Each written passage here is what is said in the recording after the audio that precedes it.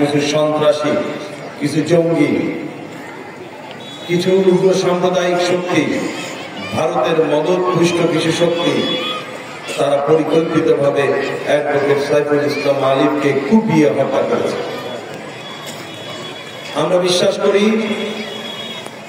এই হত্যাকাণ্ডের সঙ্গে ধর্মের কোনো সম্পর্ক নেই, এই হত্যাকাণ্ডের সঙ্গে হিন্দু সম্প্রদায়ের কোনো সম্পর্ক নেই, বরং সম্পর্ক আছে ফ্যাসিবাদী আওয়ামী লীগের এবং ওই সন্ত্রাসী রাষ্ট্র ভারতের। তারা পরিকল্পিতভাবে বাংলাদেশকে একটি অকার্যকর রাষ্ট্রে পরিণত করতে চায়, পৃথিবীর মানচিত্রে বাংলাদেশকে একটি ব্যর্থ রাষ্ট্র হিসেবে দেখাতে চায়।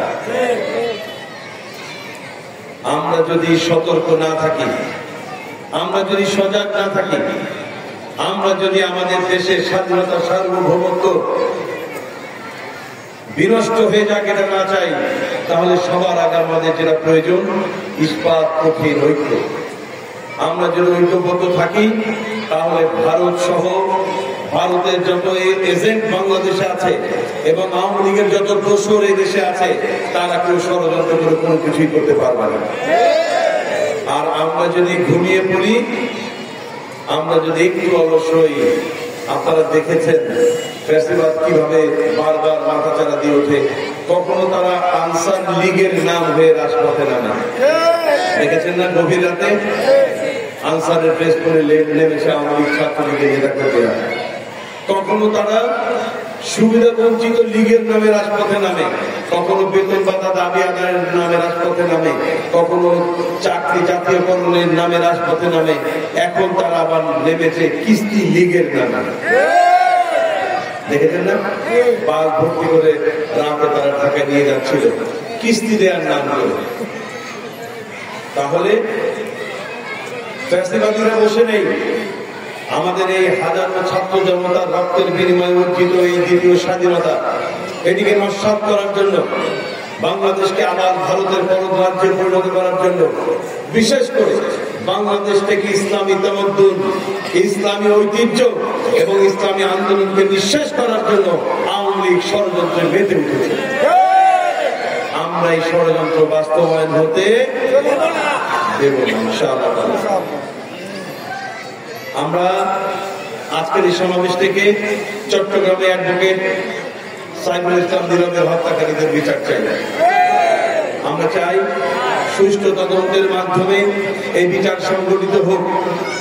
কিন্তু তারা যেভাবে ষড়যন্ত্র করছে, তারা মনে করছে বাংলাদেশকে হিন্দু এবং মুসলমান দাঙ্গা লাগিয়ে দেবে। কিন্তু তারা জানে না যে বাংলাদেশ হাজার বছরের সাম্প্রদায়িক ঐতিহ্যের একটি দেশ, ঠিক কিনা? আল্লামা সাঈদী যখন আপনাদের মহামূল্যবান ভোটে নির্বাচিত হয়ে 10 বছর আপনাদের খাদেম ছিলেন, এখানকার হিন্দু সম্প্রদায়ের নেতারা বলতেন, মায়ের পেটে শিশু যেভাবে নিরাপদে থাকে, ডিমের মধ্যে কুসুম যেভাবে নিরাপদে থাকে, আল্লামা সাঈদীর আমলে আমরা সেই পদে নিরাপদে ছিলাম। আপনারা সাক্ষী আছেন না? তাহলে ইসলাম এবং মুসলমানের হাতেই অন্য সকল ধর্মের মানুষ এবং ধর্ম নিরাপদে থাকে। সুতরাং এই দেশে হিন্দু বৌদ্ধ খ্রিস্টান ঐক্য যে আছে, এই ঐক্য ফাটল ধরিয়ে বাংলাদেশকে অকার্যকর রাষ্ট্রে পরিণত করতে আওয়ামী লীগ কখনো আর পারবে না। সুতরাং আমাদেরকে সতর্ক থাকতে হবে। প্রিয় ভাইয়েরা,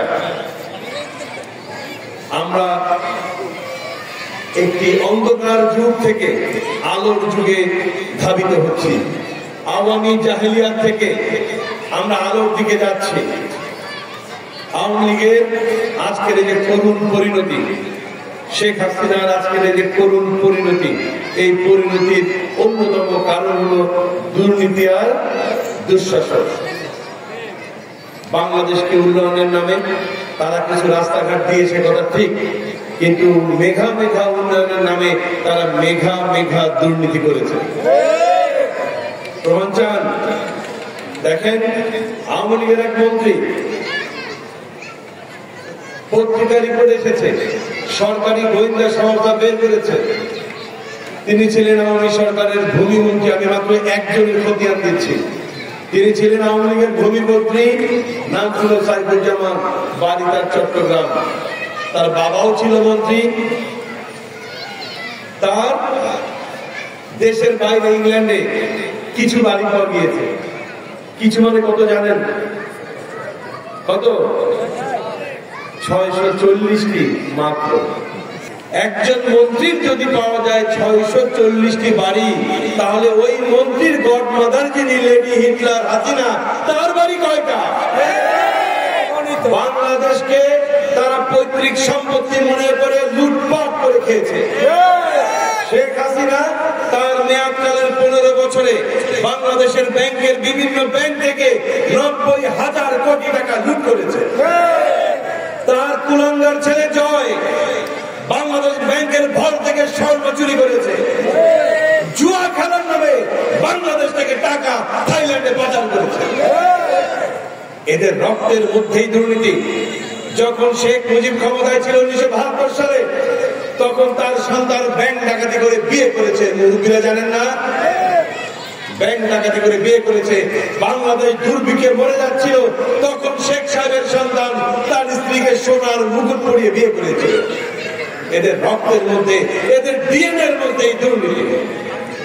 প্রিয় ভাইরা, এই দুর্নীতি আর দুঃশাসন বাংলাদেশের এমন কোন বিরোধী মতের মানুষ ছিল না যাদের বিরুদ্ধে হামলা, মামলা, নির্যাতন আমলি করেনি।